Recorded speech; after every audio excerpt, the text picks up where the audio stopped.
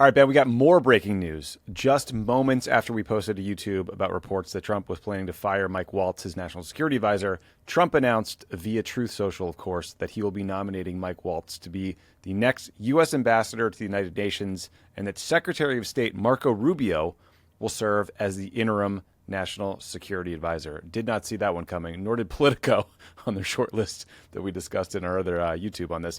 So, Ben, as far as I can tell, that means Rubio is now currently the Secretary of State, the interim national security advisor, the acting USAID administrator, and the acting archivist. Yes, archivist of the United States. Yeah, makes sense. Pod Save the World listeners probably know that Mike Waltz is responsible for the Signalgate fiasco. He is the one who added Atlantic editor-in-chief Jeffrey Goldberg to the administration's group chat about whether or not to bomb the Houthi rebels in Yemen. The only person to ever serve as both national security advisor and Secretary of State was Henry Kissinger from 1973 to 1975. So I hope Marco can live up to Kissinger's record of committing war crimes. Others have gone from one job to the other, but only Kissinger did it concurrently. In practice, the National Security Advisor runs the National Security Interagency and is the chief advisor of the president on national security. The Secretary of State is the chief diplomat. You run the State Department and you fly around the world representing the administration and its foreign policies, our face to the world. So it's very hard to do both of those jobs at the same time. The New York Times reported that Rubio had said he'd be willing to do double duty for up to 6 months. So it doesn't sound like this is a permanent solution, but rather like these guys just could not wait another second to get Mike Waltz out of the White House, which is pretty damning. So, Ben, a few thoughts. Like, I don't know, this seems destined to fail since Trump clearly doesn't trust Rubio. I mean, on paper, you would think he does, but Trump has handed all the real diplomacy to Steve Witkoff, his real estate buddy turned emissary. It also shows how little Trump cares about the UN gig because the White House has been trashing Mike Waltz on background for well over a month, and now they're just shipping him up to New York. I also wonder, and what do you think? Like, do you think Waltz is going to go through the Senate confirmation process, or will they just like make him an acting or try to do some end around? Because boy, is that ever an opportunity to keep the Signalgate story alive for Democrats if they want to. But Ben, I'm at a loss here. What's your thoughts on all this madness? No person has had more titles and power on paper and less in practice than Marco Rubio. Yes. This is do not think for a second that this somehow confirms that Marco Rubio has some greater influence. It's kind of the opposite, actually. I think what we've learned in the first 100 days is that Trump is his own national security advisor. Right. And that Steve Witkoff is an extension of Trump's personal views, his personal interests, probably his personal financial interests. And so Witkoff is acting as this kind of personal emissary of Trump's. And frankly, even in normal times with normal people, it'd be literally impossible to do both of those jobs. I mean, one way to think about it is the national security advisor is more responsible than anybody else for formulating American foreign policy, and the Secretary of State is more responsible than anybody else for implementing American foreign policy. Marco Rubio is going to be doing neither of those things. Mm-hmm. But I think that's fine with Trump. He's fine with the State Department that's kind of hollowed out and running on autopilot, and everything is centralized with him. Mike Waltz, you're right. I totally agree that him going to the UN is not some reward. I guess it's a reward in the sense that the guy needs a job because he gave up a safe congressional seat. But they don't care at all about the United Nations. They're not going to be doing any work up there. Insofar as they're doing anything at the United Nations, they're going to be trolling at the United Nations. So I guess Mike Waltz can do that, make speeches at the UN about how great dear leader Trump is. But to me, it shows, look, they'll probably get another national security advisor. They want time to figure out who that is. They want Waltz out of there. And Rubio's this kind of stopgap. I mean, I wonder, Tommy, where's he going to sit? Me too. Is he going to sit, for people who obviously don't know, the National Security Advisor's office is right down the hall from the President of the United States. Secretary of State sits on the 7th floor of the State Department. If I'm Rubio, I'd probably want to sit down the hall from Trump. I would too. Which raises the question of who will be running the State Department. Yep. I mean, it is kind of chaotic decision-making here, but I think the common thread is, this is about Trump being his own source of advice, not about anything else. Yeah, I mean, the where's he going to sit question maybe sounds small to people, but it's really like the whole ball game. I mean, proximity to power is everything in the Trump White House, and Kissinger's time as both National Security Advisor and Secretary of State is seen as a disaster by historians because the National Security Advisor has to be an honest broker in the policy development process and kind of play referee and make everybody happy. And you just can't do that if you have like multiple equities and if you can't focus on the job. And you're right. I mean, I suspect Rubio will sit in the White House, and you kind of need someone there that can run into the Oval Office and be like, sir, this major development happened around the world. Like, we're going to formulate a response or set up some meetings or get you on a call. Like, and that just means that the Secretary of State job will kind of, I guess, be done by a deputy or just not done for a while.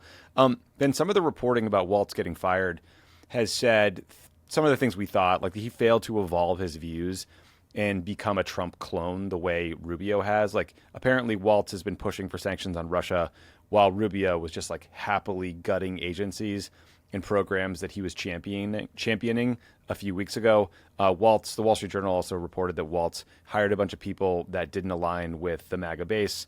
They said that he sucked on TV and wasn't doing a good job sort of pushing the Trump policies on television and was just like ideologically out of step with Trump, especially on Ukraine and Iran.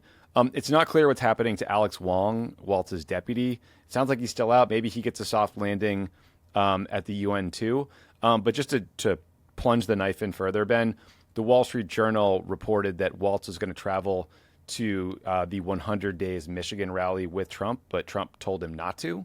That must have been tough to kind of like know you're a dead man walking. But also, like, Trump, it's just so weird. Trump's brand was like, I'm the you're fired guy. And he's still too much of a fucking wimp to actually do it when it matters. And because of that cowardice, he let this story drag out for weeks. You know, like he could have just like cauterized the wound a month ago when Signalgate happened. But instead, you know, here we are. Yeah, you raise an important point about the deputy, right? Because it seems like Alex Wong, the deputy national security advisor, is out. And here's why it's important. You have mentioned that the national security advisor coordinates the different agencies, the Defense Department, the State Department, the intelligence community, all the component parts of U.S. foreign policy. The deputy national security advisor convenes the deputies from all those agencies. The national security advisor convenes the cabinet officials from all those agencies, and then the president sits on top of it and convenes people when he needs to be advised by them. We now have nobody doing any of those jobs. You know, yeah, like, the deputy job's a big deal. They do like most of the work. Yeah, so just consider the fact that we have nobody coordinating the various parts of the U.S. government at the deputy level. You've got Marco Rubio doing double duty as National Security Advisor and Secretary of State. I mean, this is chaos. This is nuts. There's nobody, like literally nobody running the store. And the other thing I'm struck by, Tommy, is everybody around Trump in these positions is kind of weak. Like Pete Hegseth is not a particularly strong Secretary of Defense. We know he spends half his time responding to leak investigations and getting makeup put on him at the Defense Department and like working out with troops. He's not exactly like a strong Secretary of Defense. We know that Rubio's been consistently undercut. Now Waltz is out. He's not going to be some strong UN ambassador. There's nobody in this team in the normal positions. I mean, Tulsi Gabbard is kind of on a different planet. It's very strange that in a complicated world with all these wars, there's nobody empowered to kind of be, you know, in any sense, a conventional strong figure in the national security team. The strongest person is Steve Witkoff, who is ostensibly the Middle East peace envoy, but he seems to be the envoy for everything. Yeah. I think another person to watch is J.D. Vance. Mm-hmm. He seems to have wormed his way into being pretty central in foreign policy decisions. You know, we've seen him travel. We've seen him make high-profile speeches. We saw him braid Zelensky in the Oval Office. We saw him weighing in on the Signal chat, you know. So actually, J.D. Vance, too, I think it has to be a part of the conversation as someone who seems to have figured out how to at least channel like what Trump wants in terms of a worldview in which you trash allies and cozy up to Russia and, you know, do whatever, rail against the deep state. But it is a weird, I mean, even in the first Trump term, you actually had a strong Secretary of Defense in Jim Mattis, a strong National Security Advisor, and like H.R. McMaster. Like, this is a totally uncharted territory in terms of how Trump is running things. Yeah, you got Marco Rubio doing double duty with half the brain power required for one of these jobs. Yeah, I mean, in the first term, Mike Flynn was out in 3 weeks. Waltz made it 100 days, so good for you, dude. I agree with you on JD Vance. He is one to watch. He's clearly a big player insofar as he's going out into the world. He's delivering big speeches at conferences. He's trolling entire continents. But it was interesting in the Signal chat, Ben, that JD raised his objections with bombing the Houthis, and then Stephen Miller was basically like, shut the fuck up. The decision has been made. And it's like, okay, did you not raise it in the big boy meeting, JD? Are you scared to bring it up? Is Stephen Miller just like your daddy in this place? So who knows? But Ben, it's pretty clear that Trump didn't give his team much of a heads up on this decision. Let's watch a clip from today's State Department press briefing. The first row. Something that's just come out from the president. Yeah. So All right, great. Terrific. the president has just written on Truth Social that Mike Waltz is going to become the new U.S. ambassador to the United Nations. Well, there Therefore, you no go. longer the National Security Advisor. Fabulous. And in addition to that, he says that in the interim, Secretary of State Marco Rubio will serve as National Security Advisor while continuing his strong leadership at the State Department. Do you know how long he's going to be serving in both roles? It is clear that I just heard this from you, which was obviously Truth Social. Yeah, so that is the miracle of modern technology and the social media. The president makes perfect assessments about who would implement his agenda, and in this case, he's chosen certainly the secretary and Mr. Waltz to facilitate his agenda moving forward. North Korea shit.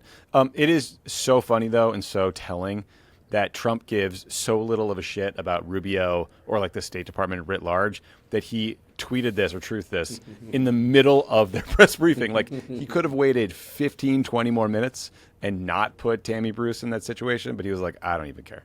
Yeah, that's oh my God. I mean, just what does this look like around the world, right? Like, yeah, clown show. Like other countries, are like the Chinese who are in this trade war with, like, they don't do anything without having the play fully developed before they run it, and we're just like Truth Socialing our way into like, Marco Rubio, like being the archivist and the National Security Advisor. I mean, what do you think people at the State Department think, right? Because like they're gotta be wondering if Rubio even knew he was gonna get this job, Right? Like it's totally like an absurd way of dealing with things. And look, India could bomb Pakistan today, right? So this is going to leave them very vulnerable in a crisis at some point. Yeah, the world does not wait for us to get our shit together before bad things happen. All right, Ben. Well, that's all I got. If you got any more, please let me know. No. Okay. Just this point to watch of like they'll be tested by crises, and some of them will be of their own making. But this is not a way to run a railroad in a dangerous world. No, it is certainly not. But thank you all for watching this Pod Save the World exclusive. If you want to hear more foreign policy news like this, the biggest national security issues happening in Washington, the biggest events around the world, please subscribe to the Pod Save the World YouTube. We are trying to make up for the deficit that the right wing has on YouTube by putting out good quality information from a progressive standpoint to people who are searching for it. And you subscribing to Pod Save the World and subscribing to Pod Save America on YouTube would help us a lot, help us grow our feeds and have more of a say in the algorithm to get people good information. So thank you for watching, and talk to you guys soon.